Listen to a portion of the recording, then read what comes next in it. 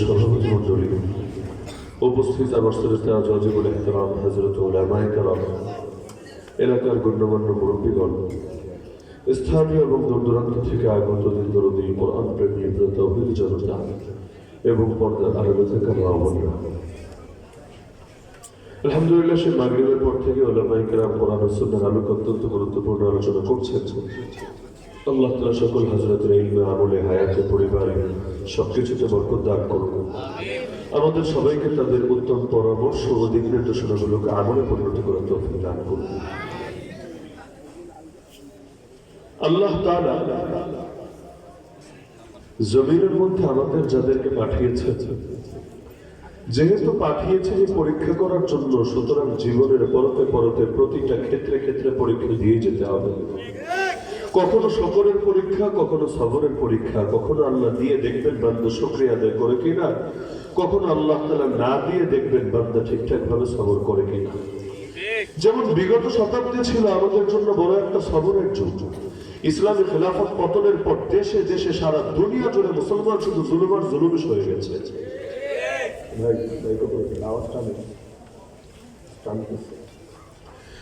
এমনকি মুসলমানদের প্রথম কিবলাটা পর্যন্ত সে 1948 থেকে 2024 একটা দীর্ঘকাল ধরে জালেমরা দখল করে রেখেছে।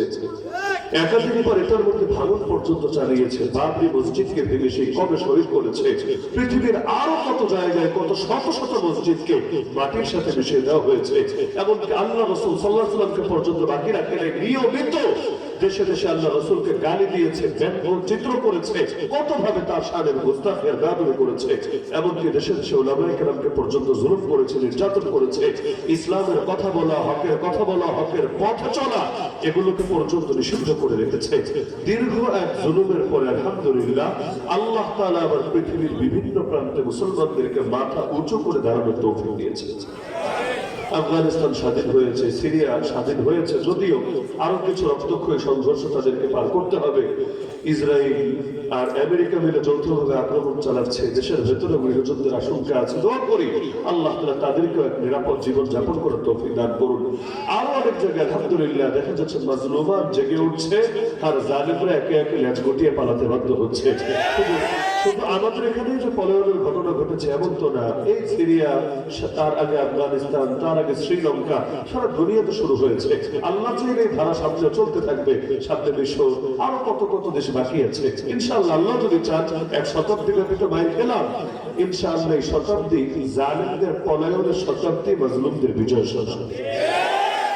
তো হ্যাঁ, এটা আবার হবে আরেক ধরনের পরীক্ষা। এতদিন মায়ের খেয়েছে, মায়ের খেয়ে ঈমান রাখতে পারে কিনা সেটা ছিল পরীক্ষা। আর এখন দুনিয়াতে যদি মাথা উঁচু করে দাঁড়াতে পারে, এই মাথা উঁচু করে দাঁড়িয়েও আল্লাহকে স্মরণ রাখতে পারে কিনা, এটা হবে মূল পরীক্ষা।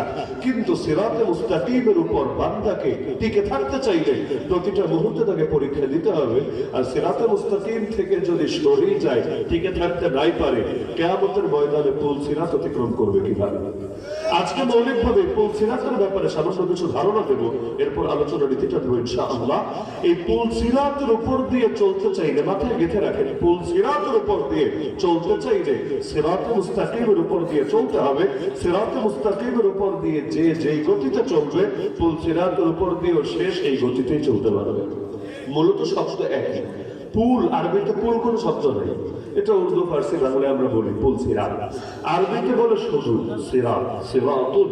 বাংলায় আমরা সিরাত শব্দটা ওই পুল সিরাত বলতে বলতে এটাই কেমন বাংলা হয়ে গেছে। এজন্য পুল যে আলাদা আর সিরাত আলাদা, এটা মাথায় কাজ করে না।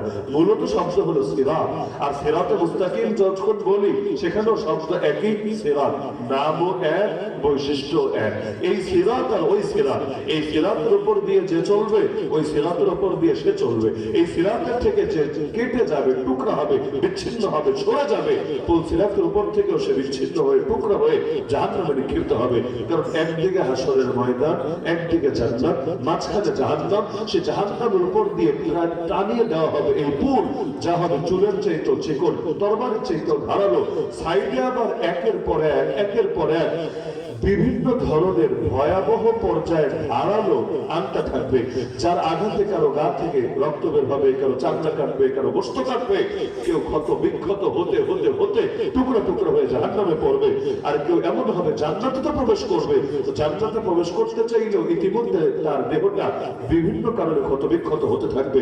চলার গতি আবার এক হবে না, কেউ পার হবে বিজলির গতিতে, কেউ পার হবে এক নিমিষে, কেউ পার হবে দ্রুতগামী ঘোড়ার মতো করে, কেউ পার হবে উটের মতো করে, কেউ পার হবে একজন সুস্থ সবল নওজোয়ান যেভাবে দৌড়ে সেভাবে, কেউ পার হবে যেভাবে একজন মানুষ হামাগুড়ি দিয়ে ধীরে ধীরে চলে সেভাবে।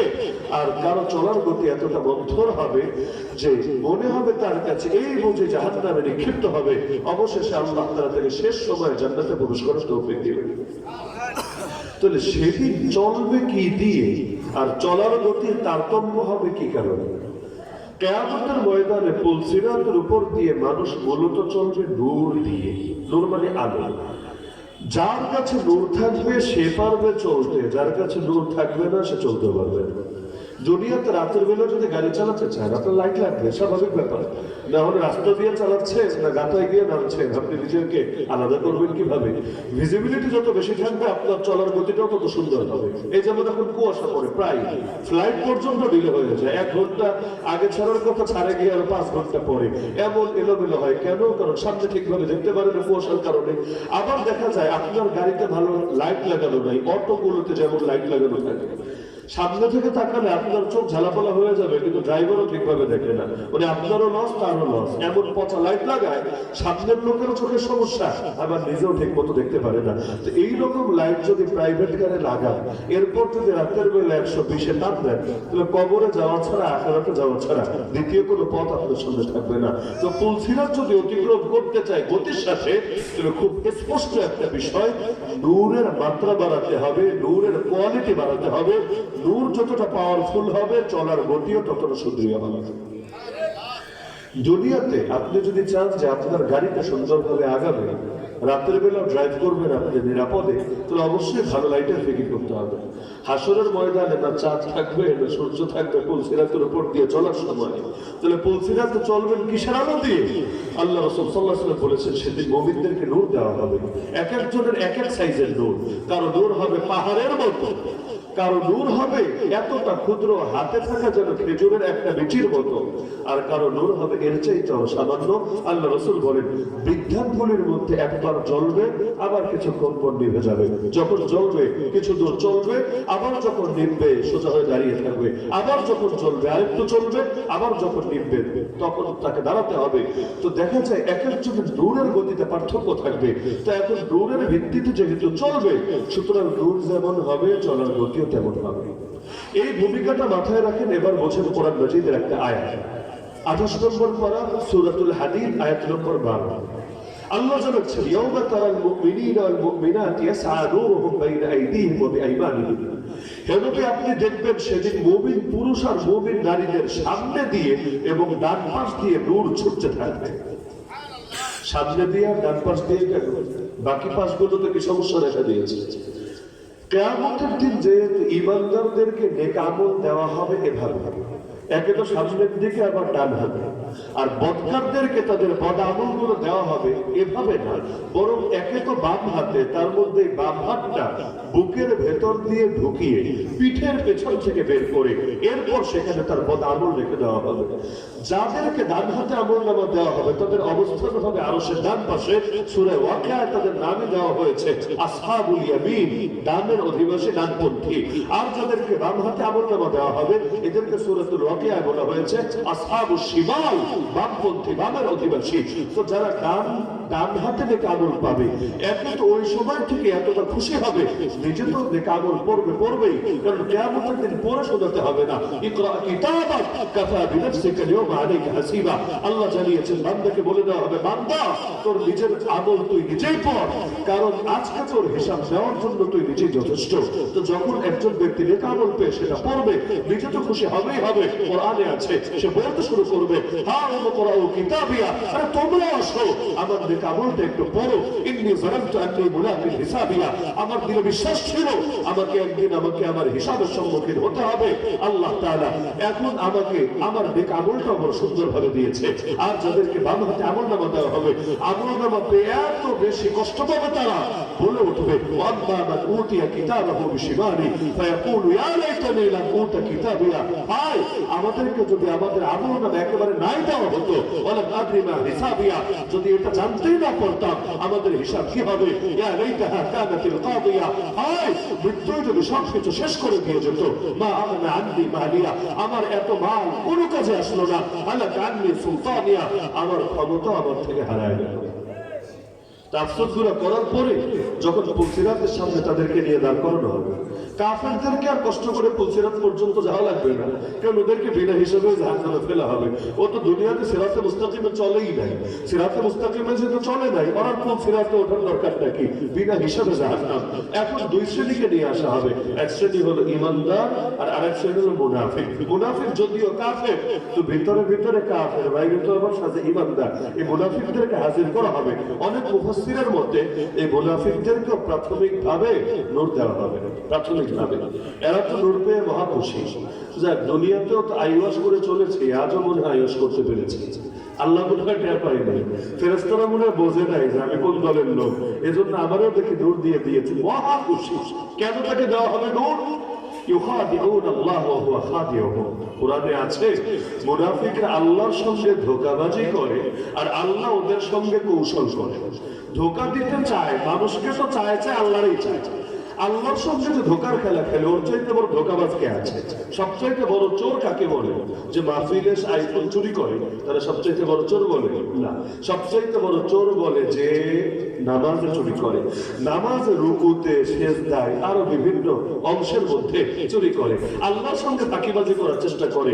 তো যেই বাটপারে আল্লাহরে ফাঁকি দেওয়ার চেষ্টা করে, ওই বাটপারে বান্দার সাথে কি করতে পারে এটা কি আর বলা লাগে? তো মুনাফিক যখন আল্লাহরই ধোকা দেয়, বাকিদেরকে বাকি রাখবে কোন দুঃখে? এখন নবীরও ধোকা দেয়। 28 নম্বর পড়া একটা মুনাফিকদের নামে সূরা আছে, সূরা মুনাফিকুন। এর 1 নম্বর আয়াতে আল্লাহ জানান ইযা জাআকাল মুনাফিকুন, মুনাফিকরা যখন আপনার কাছে আসে, ক্বালু, তখন বলে নাশহাদু, আমরা সাক্ষ্য দিচ্ছি, ইন্নাকা রাসূলুল্লাহ, নিশ্চয়ই আপনি আল্লাহর রাসূল। মুখ থেকে যেন মধু ঝরে। নবীরে যদি আল্লাহর রাসূল মানে, তাহলে আর মুনাফিক থাকার দরকার কি? এসে বলে আমরা সাক্ষ্য দিচ্ছি নিশ্চয়ই আপনি আল্লাহর রাসূল। আল্লাহ বলেন আল্লাহু ইয়ালামু ইন্নাকা রাসূলু, আল্লাহ খুব ভালো করে জানেন যে আপনি তার রাসূল, কিন্তু আল্লাহু ইয়াশহাদু, আল্লাহ নিজে সাক্ষ্য দিচ্ছেন ইন্নাল মুনাফিকিনা লাকাযিবুন, এই মুনাফিকরা ডাহা মিথ্যাবাদী। ওরা এসে বলল নিশ্চয়ই আপনি আল্লাহ রাসূল। আল্লাহ বলে দিচ্ছেন ওরা মিথ্যাবাদী। কেন? মিথ্যা কোথায়? তিনি কি আল্লাহ রাসূল না? অবশ্যই তিনি আল্লাহ রাসূল। মিথ্যা দুই রকম হয়। একরকম মিথ্যা হলো মুখ দিয়ে যা বলেছে বাস্তবতার সাথে মিলে নাই। যেমন আমি বললাম এখন দিন, কিন্তু আপনারা সবাই দেখতে পাচ্ছেন এখন হলো রাত। তাহলে আমার মুখের কথার সাথে বাস্তবতা মিললো না, এটা মিথ্যা। আমি বললাম নেত্রী পালায় নাই, কিন্তু আপনারা দেখলেন যে নেত্রী আসলে পালিয়ে গিয়েছে, মিথ্যা, বাস্তবতার সাথে মিলে নাই। এখন আমি যতই বলি নেত্রী পালায় না, এগুলো ভুয়া কথা, এগুলো গুজব, এগুলো গল্প না, আসলে তিনি আছেন, এখনো আছেন, এটা যদি বলি বাস্তবতার সাথে যেহেতু মিলে নাই, তাহা মিথ্যা। আরেক রকম মিথ্যা আছে, বুকের সাথে মুখে মিলে না, বুকে আছে একটা, মুখে আছে আরেকটা। মুনাফিকদের বুকে কি রাসূল আছে? মুনাফিকদের বুকে কি রাসূল আছে? নাই, কিন্তু মুখ দিয়ে বলছে নিশ্চয়ই আপনি আল্লাহর রাসূল। এই বুকে আর মুখে যদি না মেলে এটা মিথ্যা বলে। এজন্য মুনাফিকের 1 নম্বর আলামতি বলা হয়েছে, সবাই জানেন মুনাফিকের 1 নম্বর আলামতি বলা হয়েছে কথা বললে সত্য বলে না মিথ্যা বলে? মিথ্যা বলে। নির্বাচন আসুক না, দেখবেন মিথ্যা কত প্রকার আর কি কি। এক একজনের নির্বাচনী অঙ্গীকারে মিথ্যার মধু ধরবে। বাংলাদেশে যত নির্বাচন হয়েছে, সবগুলো নির্বাচনের আগে যত আশ্বাস দেওয়া হয়েছে, অঙ্গীকার দেওয়া হয়েছে, এগুলোকে যদি একটা বইয়ের মধ্যে সংকলন করা যেত, এরপর বাস্তবে কি ঘটেছে এইটারও যদি এর সাথে মিলায় দেখানো যেত, তাহলে বাঙালি জাতিকে মিথ্যার উপরেও নোবেল পাওয়ার জন্য সুপারিশ অন্তত করা যেত। তবে একটা কাজ বাকি আছে। রাজনগরের মানুষ আমি জানি না আগে রাজনগর এদিকে এসেছে কিনা আমার মনে পড়ে না। আমার কথাবার্তা একটু একটু কষ্ট পাবেন, তবে একটু মন খারাপ করে লাভ নাই। আমি কথা বলবো আর কষ্ট পাবেন না, এটা আসলে হবে না। তবে এই কথার জন্য আমি আবার যাওয়ার আগে ক্ষমা চাইবো না, বরঞ্চ আমি এটা বলে যাব যে নিজের মনের একটু চিকিৎসা করায় নিয়েন, তাহলে ইনশাআল্লাহ কষ্ট লাগবে না। তো মনে যদি ভেজাল লাগে, কিছু কথা তীরের মতো বিদ্ধ হতে পারে, এটা কথকেরও দোষ না, কথারও দোষ না, বরং দিলের দোষ। জং অনেকদিন ধরে পড়ায় এক দুইটা ঘষায় জং যায় না, বরং ঘষায় একটু বেশি পড়া লাগে, এরপর জং দূর হবে ইনশাআল্লাহ। তাহলে দেখা যায় মুনাফিক এসে বলল নিশ্চয় আপনি আল্লাহ রাসূল, অথচ তার দিলে নাই তুমি আল্লাহ রাসূল, এটা কি মিথ্যা না? তাহলে মিথ্যা মানে কি নবীরে ধোঁকা দেওয়ার চেষ্টা করে না? করে। এমনকি কোরআনে সূরা বাকারায় আল্লাহ জানিয়েছেন যেটা তারাবির নামাজের প্রথম রাকাতেই পড়া হয় প্রতি রমজানে, একেবারে প্রথম রাকাতেই মুমিনদের কাছে যখন মুনাফিকরা আসে তখন বলে আমান্না, আমরা তো ঈমান এনেছি, আমরা তো ঈমানদার। মানে মুমিনদের দলের সদস্য তারা, এটা বোঝানোর চেষ্টা করে। কিন্তু আল্লাহ এর পরের আয়াতেই জানান ওয়াইদা খালাউ ইলা শায়াতিনহিম, যখন তারা তাদের শয়তান নেতাদের সাথে মিলিত হয়। আল্লাহ শব্দই হলো শায়াতিন, শায়াতিন হলো শয়তানের বহুবচন। শয়তান মানে একটি শয়তান, আর শায়াতিন মানে বহু শয়তান। ওয়াইদা খালাউ ইলা শায়াতিনহিম, তারা যখন তাদের শয়তানদের সাথে মিলিত হয়, তবে এই শয়তান জিন শয়তান না, কারণ জিন শয়তানের সাথে আবার মিলিত হয় কিভাবে? জিন শয়তান তো লগে লগে সবসময় থাকে, এই শয়তান হলো মানুষ শয়তান। যখন তাদের সাথে মিলিত হয় কালু, তখন বলে ইন্না মাআকুম, আরে আমরা তো আছি মূলত তোমাদের সাথে, ইন্নামা নাহনু মুস্তাহজিউন, আমরা মজা নিচ্ছি মুসলমানদের থেকে। নাউযুবিল্লাহ। তো মুনাফিকরা যেহেতু দুনিয়াতে ধোঁকার খেলা খেলে, আল্লাহরও ধোঁকা দিতে চায়, নবীরও ধোঁকা দিতে চায়, মুমিনদেরকে ধোঁকা দিতে চায়, এজন্য আল্লাহ কৌশল করবেন, প্রথমে নূর দিবেন, নূর পেয়ে মহা খুশি। কিন্তু যেই মাত্র পুলসিরাতের কাছে আসবে দেখবে নূর গেছে হারিয়ে, আর কেয়া হোগা, এখন চলবে কিভাবে? বড় পেরেশানিতে পড়বে। তখন কি করবে? এটাও জানিয়েছেন সূরা হাদীদ আয়াত নম্বর 13, মানে এর পরের আয়াতেই আল্লাহ জানিয়ে দিচ্ছেন ইয়াউমা ইয়াকুলুল মুনাফিকুনা ওয়াল মুনাফিকাত, সেদিন পুরুষ মুনাফিকরাও বলবে, লেডি মুনাফিকরাও বলবে। মানে মহিলা হলেই যে সেখানে ছাড় দিয়ে দেওয়া হবে, তুমি যেহেতু নারী ঠিক আছে যাও তোমার ছুটি না, বরং জেন্টস মুনাফিকরাও বলবে, লেডিস মুনাফিকরাও বলবে। কাদেরকে? লিল্লাযীনা আমানু, ঈমানদারদেরকে বলবে। কি বলবে? উনজুরুনা, উনজুরুনের দুইটা অনুবাদ করা যায়, তালিবুল ইলমরা জানবেন দুইটা অনুবাদ করা যায়, এক হলো ইনতাজিরুনা আর এক হলো উনজুরু ইলাইনা। প্রথম অনুবাদ হলো আরে যাও না একটু দাঁড়াও, একটু অপেক্ষা করো আমাদের জন্য, আমরাও যাবো তোমাদের সাথে, নাক্তাবিস মিন নূরিকুম, তোমরা যদি একটু অপেক্ষা করো আমরাও তোমাদের নূর থেকে ফায়দা নিতে পারবো, তোমাদের নূর থেকে নূর সংগ্রহ করতে পারবো। আর দ্বিতীয় অনুবাদ হলো আমাদের থেকে একটু তাকাও, একটু তাকাও, একটু নজর দাও, তোমাদের নজর থেকে আমরা নূর সংগ্রহ করবো। অনুবাদ যেটাই করে, আমাদের জন্য একটু অপেক্ষা করো, অথবা আমাদের দিকে একটু নজর দাও, আমরা তোমাদের নূর থেকে নূর সংগ্রহ করব। এই আয়াত থেকে গভীরে ঢোকা লাগবে না, এই আয়াতের অনুবাদ থেকে কি এটা স্পষ্ট হয়ে যায় না যে আল্লাহওয়ালাদের সাথে, ঈমানদারদের সাথে এক ধরনের নূর থাকে?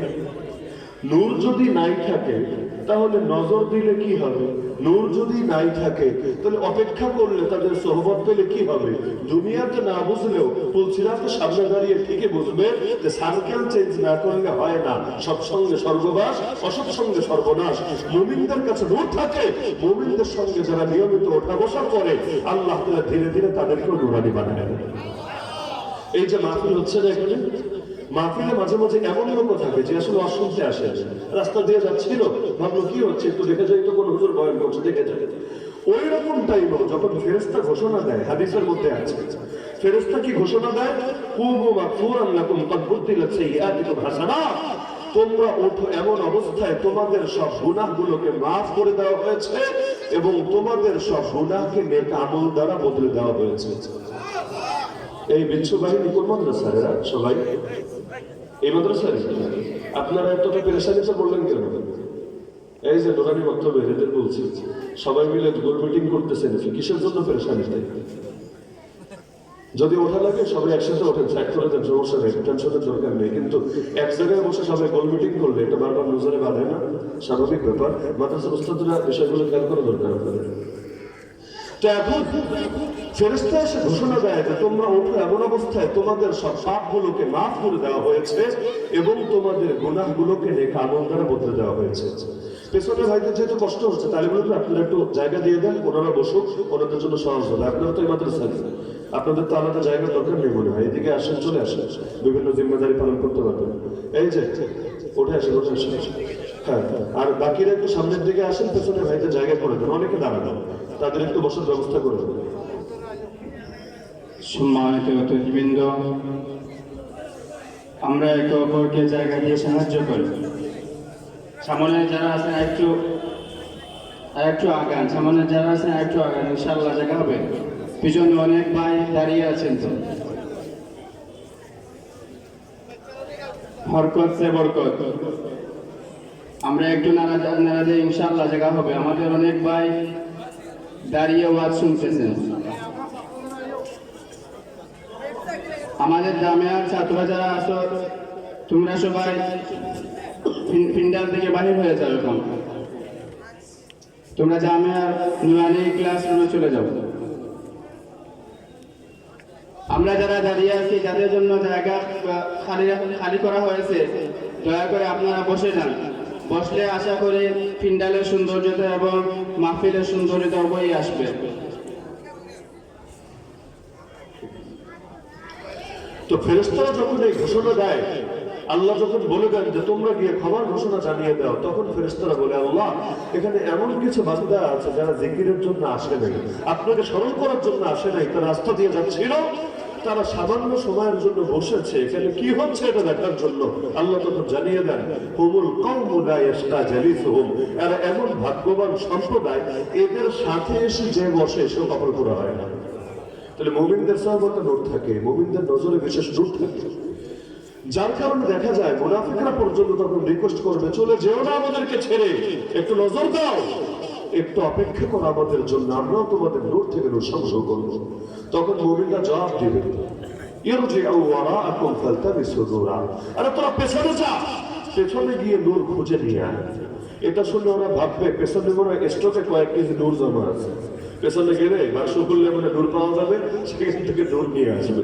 মুমিনরা মূলত বোঝাবে দুনিয়ায় যা, দুনিয়ায়, কারণ আখিরাত হলো পাওয়ার জায়গা, করার জায়গা না, আর দুনিয়া হলো করার জায়গা, পাওয়ার জায়গা না।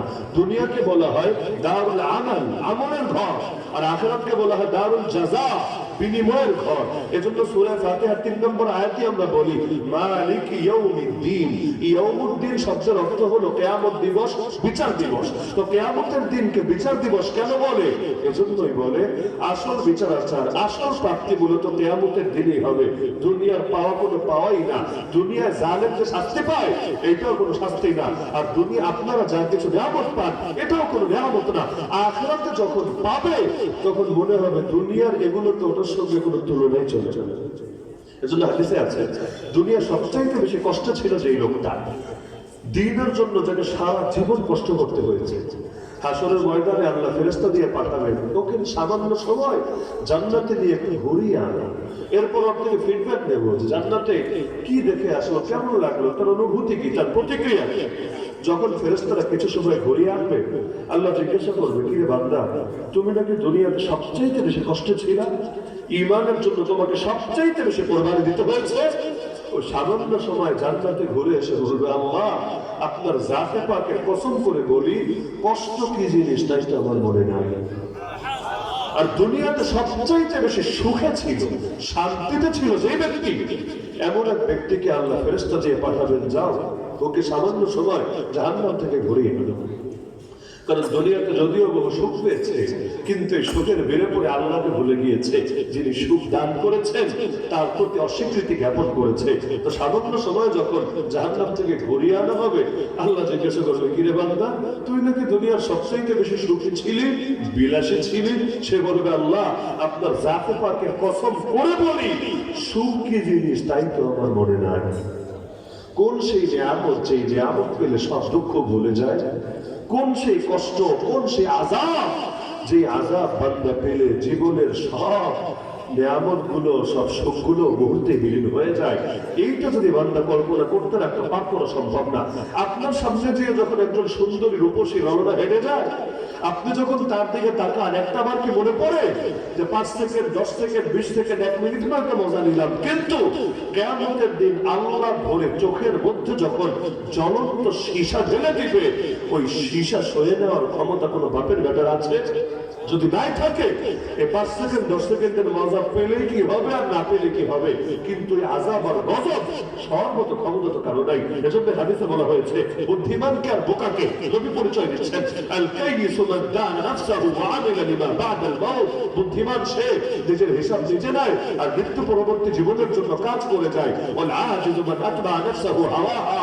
আর বোকা সে আর অর্বাচীন সে অথর্ব সে যে নিজেকে নিজের খাহেসাতের পেছনে নফসের পেছনে ছেড়ে দেয়। ওয়া তামান্না আলাল্লাহ। আর আল্লাহর উপর বড় বড় আশা করে বসে থাকে। দুনিয়াতে অনেক ছেলে পেলে এমন আছে পড়ালেখা করে, কিছু আছে এমন পড়ালেখার প্রতি ন্যূনতম মনোযোগই থাকে না। পড়ালেখার জামানায় পড়ালেখা বেশিরভাগের কাছে কষ্টই লাগে, এটাই স্বাভাবিক। যদিও শেষ হওয়ার পর সবাই মিস করে, স্টুডেন্ট লাইফটা সবাই মিস করে, বলে এই জীবনটাই সবচাইতে ভালো ছিল। কিন্তু স্টুডেন্ট লাইফে মনে হয় এর চাইতে প্যারা দুনিয়াতে কিছু নাই, এইটাই সবচাইতে কষ্টের বিষয়। তো দেখা যায় এরপর বাচ্চারা পরে কেন, কারণ বাবা মা বিভিন্ন বুঝ দেয়। মাদ্রাসায় হলে ধরেন এক ধরনের বুঝ, স্কুল কলেজে হলে একরকম বুঝ। কমন একটা বুঝ হলো পড়ালেখা করে যে, যাক সবাই চলেছে, এটা পড়ালেখা করে যে গাড়ি ঘোড়ায় চলেছে। বাচ্চা চিন্তা করে যাক কয়টা দিন কষ্ট করার করি, গাড়ি ঘোড়ায় তো চড়তে পারবো।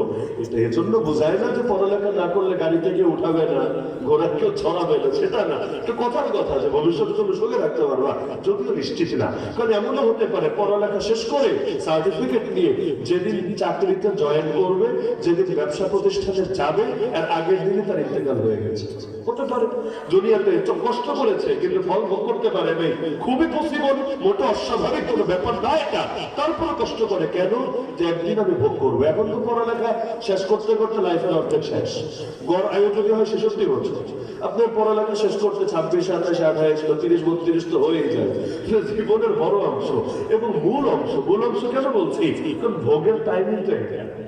40 পার হয়ে গেল তো ধীরে ধীরে শরীর দুর্বল হতে থাকে, খাওয়ার রুচি করতে থাকে। আরে আপনি এখন থেকে 5-10 বছর আগে যেভাবে খেতেন এখন ওভাবে খেতে পারেন, ধীরে ধীরে কত ধরনের রোগ ব্যাধি আসে, আগ্রহ কমে। তো যে টাইমটা এনজয় করার ওই টাইমটাই কষ্ট করে কেন, একদিন ভোগ করবো বলে। এরপর সামান্যই করতে পারে নিজের জন্য, এরপর শুরু হয় ফ্যামিলির টেনশন, যে আমি না খেয়ে বাচ্চারে খাওয়াবো, আমি না পড়ে বাচ্চারে পড়াবো। ওই বাচ্চার জন্য মানুষ নিজের রক্তরে পানি করে, নিজের মাথার ঘাম পায়ে ফেলে, নিজের আর ভোগ করা হয় না। এমন বাংলাদেশের বেশিরভাগ মানুষের স্বপ্ন হলে একটা থাকার জায়গা হবে নিজস্ব, একটা বাড়ি হবে, একটা গাড়ি হবে, ব্যাস। এই সাধারণ বাঙালি মুসলমানের চাওয়া কিন্তু খুব বেশি কিছু না। দুনিয়াতে চাওয়া খুব সামান্য, ওই হাজার হাজার কোটি লক্ষ লক্ষ কোটি টাকা, ওগুলো সবাই লিখতেও পারে না। এই অঙ্কটা লিখতে কয়টা শূন্য লাগে এটা সবার মাথায় ধরে না, এগুলো ওদের লাগে। ওদের অধিকাংশ মানুষের চাওয়া হলো দুনিয়াতে একটু আল্লাহ থাকার জায়গা দিবে, ভাড়াটা না, বরং নিজে একটু মাথা থেকে এক জায়গায় রাখতে পারবো, আর কোন রকম চলার জন্য কারো হলো বাইক, আর কেউ ভাবে একটা গাড়ি হলে মোটামুটি চললো, এতটুকুই চাওয়া পাওয়া। কিন্তু এই চাওয়াটা পূরণ করতে অধিকাংশের লাইফ শেষ হয়। পরে যখন রিটায়ার্ডে যায় পেনশনের টাকা দিয়া মোটামুটি অনেকে স্বপ্নটা পূরণ করে, নিজের ভোগ করা হয় না, নিজের বাচ্চা কাচ্চারা ভোগ করে। প্রবাসী ভাইয়েরা যারা আছে কি পরিমাণ কষ্ট করাটা করে, কিন্তু এরপর নিজে কতটুকু ভোগ করতে পারে, আর দেশে যারা স্বজনরা থাকে তারা কতটুকু ভোগ করে। অধিকাংশ ক্ষেত্রেই দেখবেন নিজের আর ভোগ করা হয় না, পুরোটাই বাকি থেকে অন্যের জন্য। আর যারা সহজে পেয়ে যায় ওরা আমার অধিকাংশ কদরই বোঝে না। এই বাপে এত কষ্ট করে তারে এনে দিল, তার দরকার ছিল বাপের কষ্টটা বুঝবে এবং এটার কদর করবে না। মাগনা পেলে কদর করে না, বরং তখন এমন ভাবে এটা নষ্ট করে, এই পাওয়াটা উল্টা পেরেশানি হয় বাপের জন্য। কত বুড়া বাপ শেষ জীবনে লাঞ্ছিত হতে হয় এই সন্তানরা সম্পদ পেয়ে বেপরোয়া হয়ে যাওয়ার জন্য। আল্লাহ হেফাজত করুন। তো কিয়ামতের দিনকে বিচার দিনের জন্য বলে যে দুনিয়া পাওয়ার জায়গাটা করার জায়গা, আর হাসরের ময়দান করার জায়গা না, পাওয়ার জায়গা। তখন করে লাভ নাই, যখন মালাকুল মউত সামনে আসে কোনো বেঈমান থাকে না, কোন নাস্তিক থাকে না। আজরাইল সামনে চলে আসলে সবার বুঝে ধরে, সবার। কিন্তু ওই সময় বুঝে আর কোনো কাজ হয় না। সময় যখন চলে যায়, ফেরাউনও কালেমা পড়ে। ফেরাউন কালেমা পড়ে নাই, একেবারে সুন্দরভাবে কালেমা পড়েছে। এই কালেমাটা যদি আর মোটামুটি আধা ঘন্টা আগেও পড়তো, কিন্তু বহুত কাজ হয়ে যেত। তো সময় যখন চলে যায় তখন বুঝে আর কোনো লাভ হয় না। তো মুনাফিকরা বুঝবে, একটু নজর দাও, একটু সোহবত দাও। আরে পাগল, এই নজরটা দুনিয়ায় নীতি, এই সোহবতটা দুনিয়ায় নীতি। আর নজরে অবশ্যই দাম আছে, স্পর্শে অবশ্যই দাম আছে। আমি শুধু 2টা হাদিস স্মরণ করাই। আল্লাহ রাসূলের কাছে প্রথম যখন আনুষ্ঠানিক ওহি আসলো হেরা গুহার মাঝে। জিবরিল আমিন এসে বলছেন পড়েন, ইকরা। আল্লাহ রাসূল বলছেন আমি তো পড়তে জানি না, মা আনা বিকারিন।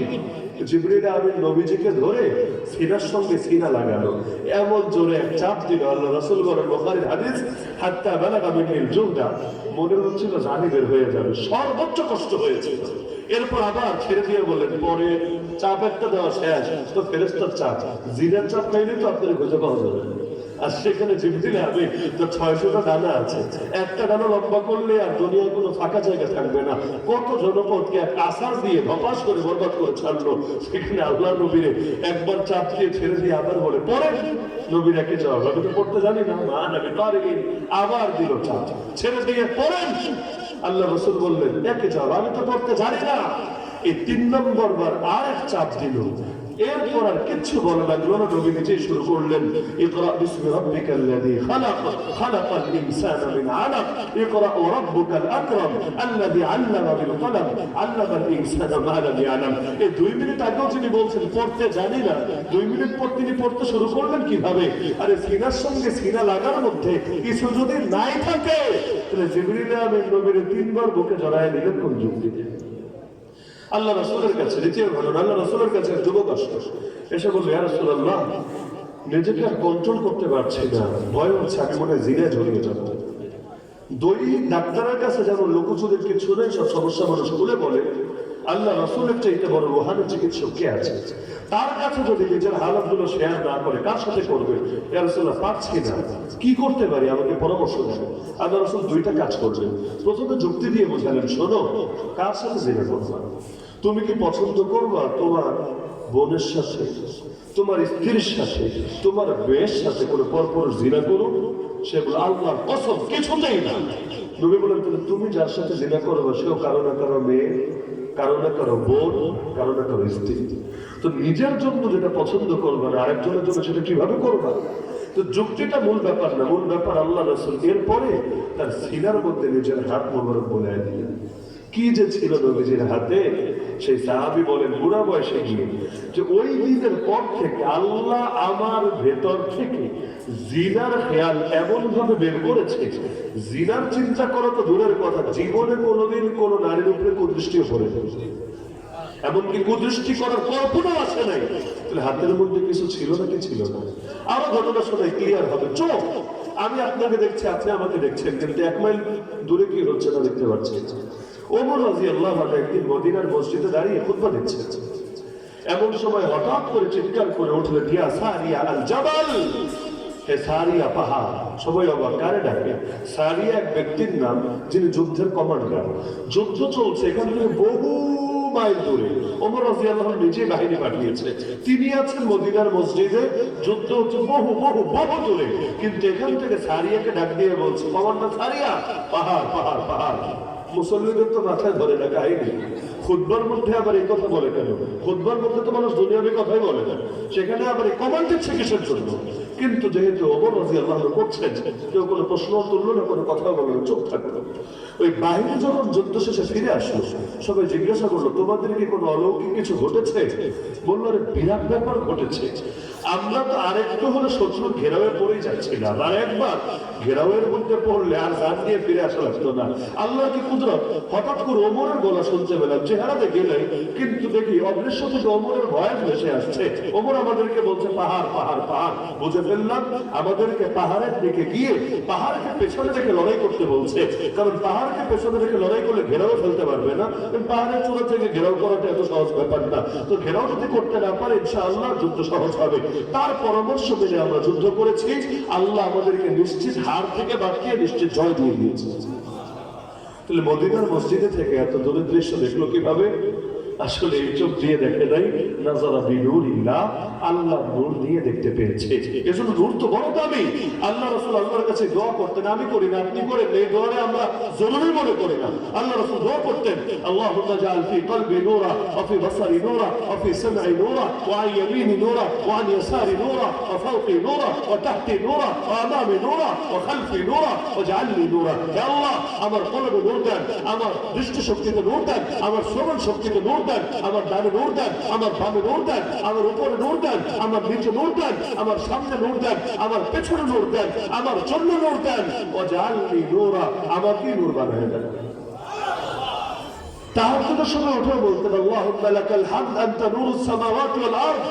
হে আল্লাহ, আপনার জন্য সমস্ত প্রশংসা, আপনি আসমান আর জমিনের নূর, আমাকেও আপনি আপনার নূর থেকে নূর দান করেন। তো নূরের দরকার আছে নাকি নাকি? তো মুনাফিকদেরকে মুমিনরা বলবে ভাগ পেছনে যা, পেছনে গিয়ে নূর নিয়ে আয়। তো এই বুদ্ধি শুনে মুনাফিকরা একটু পিছাতে থাকবে। ওই সময় আল্লাহ বলেন ফাদুরিবা বাইনাহুম বিসূরিন লাহু বাব, সেখানে মাঝখানে একটা প্রাচীর নির্মিত হয়ে যাবে, যে প্রাচীরে একটা দরজা থাকবে, বাতিনুহু ফীহি রাহমাহ ওয়া যাহিরুহু মিন কিবালিহিল আযাব, যেই দরজার ভেতরের পাশে খালি রহমত আর রহমত, বাইরের পাশে খালি আযাব আর আযাব। এসি রুমে কি হয়, দরজা লাগানোর ভেতরে ঠান্ডা ঠান্ডা ঠান্ডায় আপনার কম্বল গায়ে দিতে হয়, আর বাইরে কি গরম আর গরম, জানটা বের হয়ে যায়। যখন এসি থেকে খালি বের হয় মনে হয় যেন জাহান্নামে ঢুকলেন মাত্র, এমন অস্বস্তি লাগতে থাকে। ওই জুমার দিন এসি মসজিদে মুসল্লিরা আগে আসে, সেটা একটা ভালো।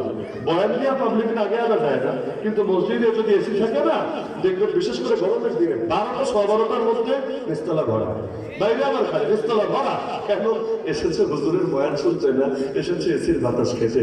1 ঘন্টা 2 ঘন্টা বাতাস খেয়ে 2টা আড়াইটার সময় যখন বের হয়, ওই সময় মসজিদের বাইরে পা রাখার সঙ্গে সঙ্গে কেমন শরীর পড়তে থাকে না? তো মুনাফিকের একটু পিছিয়ে আসার সঙ্গে সঙ্গে এক প্রাচীর, আবার ভেতরের পাশে খালি রহমত, বাইরের পাশে খালি আযাব। এবার তো বুঝেছে কাজ তো হয়ে গেছে, কারণ দেয়াল যেহেতু পড়ে গেছে আর ঢোকা যাবে না ভিতরে। এখন ডাকতে শুরু করবে, আলাম নাকুম মাকুম, আমরা কি তোমাদের সঙ্গে ছিলাম না? আমাদের ছেড়ে কেন যাচ্ছ? মুমিনরা বলবে বালা, অবশ্যই সঙ্গী তো ছিল, সন্দেহ নাই, কিন্তু পাগল, নিজেদেরকে ফিতনায় ফেলে দিলি কেন তোরা? নিজেদেরকে যদি ফিতনায় ফেলেছিস, ও তারা বাস্তব পরিণাম দেখার, তামাশা দেখার অপেক্ষায় থেকেছিস, ওর তাবতুম আল্লাহর ওয়াদা নিয়ে ইয়াকিন করতে পারিস না, সন্দেহ রেখেছিস। ফাদারাতকুমুল আমানি, বিভিন্ন আশা আকাঙ্ক্ষা তোদেরকে ধরে রেখেছে, তোদেরকে ধোঁকায় ফেলে রেখেছে। আমাদেরকে যেভাবে রাখে, যতই পাপ করে ভাবে আল্লাহ মাফ করে দিবে, আল্লাহ মাফ করে দিবে। আল্লাহ তো তোমার শাস্তি দিবে না, তোমার কি আল্লাহর সঙ্গে চুক্তি হয়েছে? পাপ করার আগে কি এটা মনে হয় না? এক একটা কবিরা গুণে এক একটা সাপের মতো, মরার জন্য সব সাপের কামড় লাগে না, এক সাপের কামড় যথেষ্ট। একটা কবিরা গুণা যদি বান্দা তওবা না করে, জাস্ট একটা কবিরা গুনাই জাহান্নামে নেওয়ার জন্য যথেষ্ট। তাহলে এই যে 2 আয়াত আমি বললাম, সূরা হাদীদ আয়াত 12-13 এবং শেষাংশটা 14, এই যে আয়াত থেকে কি শিক্ষা পেলেন? কিয়ামতের দিন মূলত চলবে বান্দা কি দিয়ে? নূর দিয়ে। এজন্য মুনাফিকদের এই পরিণতি দেখে সূরা তাহরিমে আছে, মুমিনরা বলতে শুরু করবে রব্বানা আতমিম লানা নূরানা, আল্লাহ আমাদের নূর পরিপূর্ণ করে দেন আমাদের জন্য। এই নূর যাতে আমরাও হারিয়ে না ফেলি, আমরা যদি ছিটকে না পড়ি। তো নূর হাসিল করবেন কিভাবে, এটা বলে আমি আমার আলোচনা নীতি টানবো। 1 নম্বরে নূরের উৎস বোঝেন, 2 নম্বরে কোন কোন আমল করলে নূর ভালো পাবে সেটার ব্যাপারে আইডিয়া দিব। তো নূর তো ছুটবেন সামনে দিয়ে, ডান দিয়ে, আর অনেক মুফাসসিরের মতে সামনে দিয়ে ছুটতে থাকবে ঈমানের নূর, ডান পাশ দিয়ে ছুটতে থাকবে নেক আমলের নূর। নূরের মূল উৎস কি? 1 নম্বরে আল্লাহ নূরুস সামাওয়াতি ওয়াল আরদ। কোরআনে 18 নম্বর পরে একটা সূরা আছে, সূরা নূর নামে। আল্লাহু নূরুস সামাওয়াতি ওয়াল আরদ, আল্লাহ হলেন আসমান আর জমিনের নূর। তার মানে নূর পেতে চাইলে আল্লাহর সঙ্গে কানেকশন লাগবে, আল্লাহর সঙ্গে সম্পর্ক ডিসকানেক্ট করে নূর পাওয়া সম্ভব না। 2 নম্বরে নবীজি নূর, কাদ জাআকুম মিনাল্লাহি নূরুন ওয়া কিতাবুন মুবিন। কেউ যদি নবীর আদর্শ থেকে সরে যায়, কোশ্চিন গেলেও সে নূর পাবে না, পাওয়া সম্ভব না। 3 নম্বরে কোরআন মাজিদ নূর, ওয়ালাকিন জাআলনাহু নূরা নাহদি বিহি মান নাশাউ মিন ইবাদিনা। সুতরাং যারা কোরআনকে মাইনাস করবে, কোরআন পড়বে না, কোরআন শিখবে না, কোরআনের হালালকে হালাল মানবে না, হারামকে হারাম মানবে না, কোরআনের আলোকে জীবন গড়বে না। আমাদের তো এই জামানায় কোরআন লাগে বরকতের জন্য, হেদায়েতের জন্য লাগে না। অধিকাংশের হালত বরকত দিবে, যেমন পীর মাশায়েখরা লাগে। কেন লাগে জানেন? দিলের চিকিৎসা করাবে বলে, জন্য না, তার থেকে ফু দিবে বলে। কি জানেন না? পীর সাহেব লাগে কেন? ওই কয়দিন ধরে প্যাডের মধ্যে কেমন কেমন করে, ঠিকঠাক হচ্ছে না, ব্যথা ব্যথা লাগে, হুজুর একটু বুদিয়া দেন, এই জন্য বিশ্বাস লাগে। কিন্তু তার থেকে পরামর্শ দিয়ে গুণা ছাড়বে, নেক আমল করবে, এই জন্য লাগে না। ওই গুনাহের ব্যাপারে, নেক আমলের ব্যাপারে পরামর্শ আনতে যায় না, মানে মূল বাদ দিয়ে বরকত নিয়ে পড়ে আছে। তো এখন কোরআন মাজিদ আমাদের লাগে না? লাগে। কখন অমুক মারা গেছে এক খতম লাগা, তমুকের ভিসা হচ্ছে না এক খতম লাগা, ইত্যাদি ইত্যাদি টাইপের। কিন্তু কোরআনের শিক্ষা যে গ্রহণ করবে, এর আলোয় যে আলোকিত হবে ব্যক্তি, পরিবার, সমাজ, রাষ্ট্র, অর্থনীতি, রাজনীতি, বিচার আচার, আইন কানুন, শিক্ষা দীক্ষা, সভ্যতা, সংস্কৃতি, প্রতিটা সেক্টর, এর কোনো খবরই নেই। একইভাবে ইসলাম হলো নূর। আল্লাহ বলেন আফমান শারাহাল্লাহু সাদরাহু লিল ইসলাম ফাহুয়া আলা নূরিন মির রাব্বি। তো উৎসগুলো তো চিনলেন, আল্লাহ নূর, রাসূল নূর, কোরআন নূর, ইসলাম নূর। এখন এখান থেকে নূর হাসিল করবেন কিভাবে? আমি স্পেসিফিক কয়েকটা পরামর্শ দিচ্ছি, এগুলো যদি করতে পারেন ইনশাআল্লাহ আল্লাহ বিশেষ নূর দিবেন। এক নম্বরে নবীজি বলেছেন, এই হাদিসটা একদম দিলে গেঁথে রাখেন। নবী বলেন, যে ব্যক্তি নামাজের ব্যাপারে যত্নবান থাকবে, এই নামাজ তার জন্য কিয়ামতের দিন নূর এবং নাজাতে পরিণত হবে। মান হাফাযা আলা সালাওয়াত কানাত লাহু নূরান ওয়া নাজাতান ইয়াওমাল কিয়ামা। আর যদি যত্নবান না থাকে কি হবে সেটাও বলেছেন পরের অংশে, ওমান লাম ইউহাফিজ আলাইহা, যে ব্যক্তি নামাজের ব্যাপারে যত্নবান থাকবে না। রাজনগরের মুসলমানরা ফজরের ব্যাপারে যত্নবান আছেন তো, তাই না? যেই এলাকার মানুষের ফজর ঠিক, ওই এলাকার মানুষের বাকি সব ঠিক। কারণ ফজর পড়বে কিন্তু মাগরিব মিস হবে, যোহর মিস হবে, এগুলো বিশ্বাসযোগ্য না। আর যাদের ফজরে ভেজাল, ওদের দেখবেন সবকিছুতে ভেজাল, এমনকি মাঝে মাঝে জুমাও মিস হয়। এজন্য চেষ্টা করবেন ফজরটা ঠিক করতে, যেভাবে পারেন ক্যাম্পেইন করে হোক, বাসা থেকে আসার সময় জোর করে ডেকে ডেকে এনে হোক, অথবা মসজিদে পরামর্শ সভা করে, যেদিন যে যে আসে না আর বাসায় গিয়ে ধরে হোক, কিরে বলটু আসলে না কেন, কিরে সল্টু আজকে তোরে দেখলাম না কেন, একদিন দুদিন তিন দিন চার দিন, এক সময় লজ্জায় আসতে বাধ্য হবে। ও না আসলে আর বাপ না, যে হারে পানি ঢেলে আর উঠে মসজিদে পাঠাবে, বলবে এলাকায় তো বাসা ফাঁকা মারা হয়ে যাবে, ভাইরাল ঘর হবে, ভাইরাল ঘর, সবাই চিনবে এই বাসার পোলাটাই নিয়মিত নামাজ পড়ে না। আর যদি পোলাপান লাইভ দেয়, এই যে দেখেন আমরা এসেছি অমুক বাসায়, এই ছেলে গত 15 দিনে একদিনও ফজরে আসে না, আপনার অনেক ভালো করে দেখে রাখেন, কি অবস্থা হবে? এখন বলবেন হজর যদি বকা দেয়, আরে নামাজের দাওয়াত দিতে গিয়ে যদি বকা খাওয়া লাগে আলহামদুলিল্লাহ, এই বন্ধুই কিয়ামতের দিন থ্যাংক ইউ দিবে। কেন? যে অন্তত আপনি গালি খেয়ে হলো এই যে স্থির থাকলেন, নামাজই তো হলো, আর নামাজি হওয়ার বদৌলতে আখিরাতে মুক্তি তো পেলো, তো দুনিয়াতে বকা দিলেও কিয়ামতের দিন বুকে জড়ায় নেবেন। তো নবী বলেন যে নামাজে যত্নবান থাকবে না, এই নামাজ তার জন্য নূর আর নাজাত হবে না। এতটুকু বললেও চলতো, কিন্তু নবী আর পরের কথা এমন বললেন, আল্লাহ হেফাজত করুন। নবীজি বললেন তার হাসর হবে 4 জনের সাথে। 4 জন, নামগুলো মনে রাখবেন, 4 জনের সাথে তার হাসর হবে। 1 নম্বরে ফিরাউনের সাথে, 2 নম্বরে হামানের সাথে, 3 নম্বরে কারুনের সাথে, 4 নম্বরে উবাই ইবনে খালাফের সাথে। নাউযুবিল্লাহ মিনাল। এই 4 মালাউনের সাথে, এই 4 অভিশপ্তের সাথে, এই 4 আল্লাহর দুশমনের সাথে হাসর হবে কার? যে ব্যক্তি নামাজের ব্যাপারে যত্নবান থাকবে না, নামাজ ছেড়ে দেবে। লা ইসলাম লিমান তারাকা সালাহ। ওমর রাদিয়াল্লাহু আনহু শহীদ হওয়ার আগে বলে গিয়েছিলেন যে নামাজ ছেড়ে দেওয়ার আবার ইসলাম কিসের? ও নিজের মুসলমান দাবি করে কিভাবে? ইসলাম আবার নামাজ ছাড়া হতে পারে নাকি?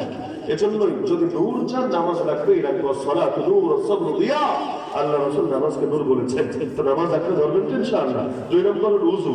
উযুতে যে যে অঙ্গ ধৌত করেন, যে যে অঙ্গ মাসে করেন, কিয়ামতের দিন এখান থেকে নূর চমকাবে। বুররান মুহাজ্জালিনা মিন আসারি উযু। তো যদি চান নূর বাড়াবেন, উযু বেশি বেশি করবেন। খালি নামাজের সময় উযু না, ঘুমের আগে উযু, নিয়মিত উযু। চেষ্টা করবেন অল টাইম উযুরত অবস্থায় থাকতে, অল টাইম। কি হবে? অন্তরে পবিত্রতার অনুভূতি পাবেন ইনশাআল্লাহ। অন্তরটা ধীরে ধীরে পবিত্র হবে, পাপের চিন্তা ধীরে ধীরে কমবে। এমনকি ঘুমাতে যাওয়ার আগে উযু করে করে আল্লাহর নাম নিয়ে নিয়ে ঘুমাবেন। মোবাইলটা বিছানায় নিয়ে না, যুবকদেরকে বলুন, মোবাইলটা বিছানায় ঘুমানোর আগে নিয়ে না। ঘুমের চাপ বেশি আসার আগে বিছানায় যাইয়েন না। কেন? এই দুইটা যদি করতে পারেন আর সাথে উযু করে আল্লাহর নাম নিয়ে শুইতে পারেন, ইনশাআল্লাহ আল্লাহ তাআলা গুনাহমুক্ত তো রাখবে, স্বপ্নে এমন কিছু দেখাবে যা আপনার প্রাণ জড়িয়ে যাবে ইনশাআল্লাহ। আল্লাহ চাইলে নবীজির দিদার হয়ে যেতে পারে স্বপ্নে। আর গুনাহ করতে করতে ঘুমাবেন, স্বপ্নেও দেখবেন সিনেমা হল কায়েম হয়ে গেছে। মাগনা মাগনা টিকিট কাটা ছাড়াই এইচডি ভিডিও ক্লিপ দেখা যাচ্ছে। তো এই যে ঘুমের মধ্যে আপনার পাপ চলছে, মানুষ ভাবে গজব মানে কি জানেন? গজব হলো আসমান থেকে ফাড়া পড়েছে, এটা গজব। মাটি ফাঁক হয়ে ভেতরে ঢুকে গেছে, এটা গজব। আরে পাগল, দিনের পর দিন চলে যায়, সপ্তাহের পর সপ্তাহ চলে যায়, মাসের পর মাস চলে যায়, একদিনে যে ফজর পড়ার তৌফিক হয় না, আল্লাহর সামনে দাঁড়ানোর সুযোগ হয় না, এটা হচ্ছে গজব। এটা কি তোমার কাছে একবার মনে হয় না? আল্লাহ যদি তোমাকে ভালোবাসতো অবশ্যই তোমাকে তার সামনে দাঁড় করাতো। আল্লাহ রেগে আছেন তোমার উপর, রাগান্বিত হয়েছেন, গজব মানে না। এজন্য তোমার তৌফিক হচ্ছে না তার সামনে দাঁড়াতে। এজন্য সাবধান, চেষ্টা করবেন ওযু এবং নামাজটাকে ঠিক মতো আঁকড়ে রাখতে। সঙ্গে আর দুইটা ছোট্ট পরামর্শ। এই যে এলাকা, এটা শহরে এই বয়ান করে লাভ নেই, আর আমল করতে পারবেন, আপনারা পারবেন। সেটা কি? বাশশিরিল মাশাঈনা ফি যুলামি ইলাল মাসাজিদ মিন নূরিত তাম ইয়াউমাল কিয়ামাহ। অন্ধকারে যারা বেশি বেশি মসজিদে আসবে, আল্লাহ তাআলা কিয়ামতের দিন তাদেরকে পূর্ণাঙ্গ নূর দান করবেন। অন্ধকারে আসার মানে কি? অন্ধকারে আসার মানে লাইট থাকতেও লাইট বন্ধ করে আসে, সেটা না। এই যে এসায় আসতে, ফজরে আসতে একটু ভয় ভয় লাগে না? লাগে। আবার ধরেন দেশে বিভিন্ন আতঙ্ক কাজ করে অনেক সময়। এই যে কয়েক মাস আগে ছিল রাসূলস ভাইপা, মনে নাই? পুরো বাংলাদেশে কি এক আতঙ্ক, পাবলিক মাহফিলে আসলে ওরা আরে কৃষক খেতে যেতেও ভয় পায়। এমনকি যাদের বাথরুম বাইরে, রাতের বেলা যদি বেশি চাপ চাপও দেয় না, কষ্ট করে ঘুমায় যায়। কেন? ওখানে যাবে, যদি রাসূলস ভাইপার উঠতে থাকে কি হবে? এখন অবশ্য ভুলে গেছে সবাই রাসূল ভাইপারকে। বড় ভাইপার যখন বিদায় হয়েছে, ছোট ভাইপারে আলোচনা হারিয়ে গিয়েছে। ইস্যু একটার সঙ্গে আরেকটা আবার কানেক্টেড থাকে, কোন দিক দিয়ে যে কোনটা, এগুলো সব মিডিয়ার ফাইজলামি। ওরা ইস্যু বানায়, ওরা ইস্যু হাইড করে, এক এক সময় এক একটা সামনে নিয়ে আসে, আর অনেক অনেক বিষয়কে আড়াল করার জন্য। তো এখন মনে করেন এই টুকটাক ভয় তো থাকে। গ্রাম অঞ্চলে রাসূল ভাইপার থাকে না থাকে, সাপ্তাহ তো থাকে মাঝে মাঝে, শিয়াল আসে, কত কিছু আসে। তারপর যারা মসজিদে আসে, এই দুনিয়ার অন্ধকারে যেহেতু কষ্ট সহ্য করছে, কিয়ামতের দিন পরিপূর্ণ নূর আল্লাহ তাদেরকে দিয়ে দিবেন। আর শেষ আমলটা একটু কঠিন, একটু কঠিন মানে কি, এটা বলা সহজ, তবে করাটা সহজ না। আল্লাহ রাসূল বলেন, আল্লাহর কিছু বান্দা এমন আছে যারা নবীও না, যারা শহীদও না, তো কিয়ামতের দিন তাদেরকে দেখে নবীরাও ঈর্ষা করবে, শহীদরাও ঈর্ষা করবে, কারণ আল্লাহ তাদেরকে এই পরিমাণ মাকাম দিয়ে দিবেন। ইন্না মিন ইবাদিল্লাহ লাইসু বিআনবিয়া ওয়ালা শুহাদা ইয়াবতুহুমুল আনবিয়া ওয়াশ শুহাদা লিমাকানিহিম ওয়া কুরবিহিম মিন আল্লাহ আযজা ওয়া জাল। সাহাবীরা অবাক, ইয়া রাসূলুল্লাহ, এরা আবার কারা? নবীও তো শহীদরা, কিন্তু নবী আর শহীদরা ঈর্ষা করবে এদেরকে দেখে, এরা কারা? নবী বললেন, আরে এমন কিছু লোক, উজুহুহুম নূর, যাদের চেহারাও নূরে পরিণত হবে, লাহুম মানাবিউ মিন নূর, নূরের মেম্বার থাকবে তাদের জন্য, এবং তারা এমন এক অবস্থায় উপনীত হবে সকলের দৃষ্টি পড়বে তাদের দিকে। সাহাবীরা বললেন, কারা রাসূল? বলে দেন না। আর কিছু পারিবা না পারে, তাদের মহব্বত তো করতে পারবো। মানহুম লাআল্লানা নুহিব্বুহুম। আল্লাহ রাসূল বললেন, চেষ্টা করেন এই আমলটাও করার। আল্লাহ রাসূল বললেন, এরা হলো ওই সমস্ত লোক যারা একজন আরেকজনকে একমাত্র আল্লাহর জন্য ভালোবাসে, দলের জন্য না, পয়সার জন্য না, দুনিয়ার কোনো ধান্দার জন্য না। মহব্বত করে কার জন্য? এই যে এত ঐক্য ঐক্য ঐক্য ঐক্য করেন, ঐক্য হয় না কেন জানেন? ঐক্য হয় না কারণ এই জাতি একজন আর একজনকে আল্লাহর জন্য মহব্বত করতে পারে না। এই দেশের জাতীয় খেলার নাম কি জানেন না সবাই? ক্রিকেট, ফুটবল কিন্তু আমাদের জাতীয় খেলা না, কারাতে কুংফু জাতীয় খেলা না। আমাদের জাতীয় খেলা কি? হাডুডু, হাডুডু, কাবাডি, কাবাডি। এই হাডুডু যদি কোনো দেশের জাতীয় খেলা হয়, জাতীয় খেলা সেটাই হয় যে জাতির নেচারের সঙ্গে যায়, তাদের কালচারের সঙ্গে যায়। আমাদের নেচারটা কেমন একটু বোঝা যায় না? একজন আর একজনকে যদি কোনোভাবে সুযোগে পায় যে এমন ধরা ধরব, বাপু তুই আর আমার হাত থেকে ছুটতে পারবি না, তপাস করে ওরা ফালায় দিব, ল্যান্ড মারি ওরা সরায় দিব। আমাদের খাসলতের সঙ্গে কিন্তু মিলে কেউ কাউরে দেখতে পারে না। কষ্ট পাচ্ছেন নাকি আপনারা? মাছে ভাতে বাঙালি বলে না, গোশতে ভাতে বাঙালি, ময়লারে ভাতে বাঙালি বলে না, মাছে ভাতে বাঙালি। হাটহাজারী মাদ্রাসার এক প্রবীণ মুহাদ্দিস ছিলেন, আল্লামা মুমতাজুল করিম, সবাই বলতো বাবা হুজুর, রহমাতুল্লাহ আলাইহি, ইন্তেকাল করেছেন। তিনি দুষ্টমি করে বলতেন, মাছে মাছ খায়, বাঙালি মাছ খায়, ফলাফল এবার বাঙালি বাঙালিরে খায়। তা আমাদের এই যে খাওয়া খাওয়ার স্বভাব যদি ছাড়তে চান, ঐক্য করতে চান, মহব্বত করতে হবে কার জন্য? তাহলে কি হবে? কিয়ামতের দিন আল্লাহ চেহারাকে নূরের চেহারা বানাবে, নূরের মেম্বার উপহার দিবে, এমন মাকাম দিবে তাদেরকে দেখে নবী সহিত ঈর্ষা করবে, বলবেন এত বড় মাকাম কেন হবে? কেন জানেন? মহাব্বত একটা ন্যাচারাল বিষয়। মুসলমানও ভালোবাসে, কাফেরও বাসে, মানুষও বাসে, জানোয়ারও বাসে। ওই ভালোবাসাকেও যে আল্লাহর গোলাম বানিয়ে ফেলেছে, আল্লাহ গোলাম, আল্লাহর জন্য ওই ভালোবাসাকে কোরবান করে দিয়েছে। সে যে অন্য ক্ষেত্রে আল্লাহর রাজি খুশি করবে অতি সহজে, এটা আর বলে দেওয়া লাগে না। এটা তার জন্য একদম পানির মতো সহজ হয়ে যায়। এজন্য প্রত্যেকের প্রতি আমার বিনীত আহ্বান, নূর অর্জনের চেষ্টা চালান, নূরের জন্য দোয়া করেন। ইনশাআল্লাহ দুনিয়াতেও নূর পাওয়া গেলে গুনাহ থেকে বেঁচে থাকা সহজ হবে, আর হাসরের ময়দানে এই নূর দিয়ে পুল সিরাত অতিক্রম করা সহজ হবে। আর মজার বিষয় কি জানেন, আপনাদের মাদ্রাসার নামও কিন্তু নূর। বলবেন হুজুর নূর কই? নূর তো দেখি নাই। নূরের বহুবচন হলো আনোয়ার। নূরের বহুবচন কি? নূর মানে এক আনোয়ার, আনোয়ার মানে বহু আলো। মাদ্রাসার নাম কি? জামিয়া আনোয়ারুল উলুম না? উলুম মানে জ্ঞান, ইলমের বহুবচন উলুম। অনেক ধরনের জ্ঞানের আলোর বিশ্ববিদ্যালয়, জামিয়া মানে ইউনিভার্সিটি। তো দেখা গেছে মাদ্রাসার নামের মধ্যে নূর আছে। কাকতালীয় বদলি লেগেছে, আমি নাম টার্গেট করে বয়ান দেই নাই। তো ছাড়ার আগে মনে হচ্ছে কি রে, ওই যে লেখা আনোয়ারুল উলুম, এই মাদ্রাসায় তো নূর আছে, আলহামদুলিল্লাহ। তো এই যে নূরের মাদ্রাসা থেকে নূরের আলোচনা হলো, এতটুকু আশা রাখতে পারি তো নূর হাসিলের জন্য সবাই চেষ্টা চালাবেন ইনশাআল্লাহ। ইনশাআল্লাহ আল্লাহ তাআলা আমাদের সবাইকে নূর দান করুন। নূর নিয়ে বাঁচা, নূর নিয়ে মরার, কিয়ামতের দিন নূরানি বান্দাদের কাতারে শামিল হয়ে নূর দিয়ে পৌঁছার বিজলির গতিতে পার হওয়ার তৌফিক দান করুন। আমিন ওয়া আখিরু দাওয়ানা আলহামদুলিল্লাহি রাব্বিল আলামিন।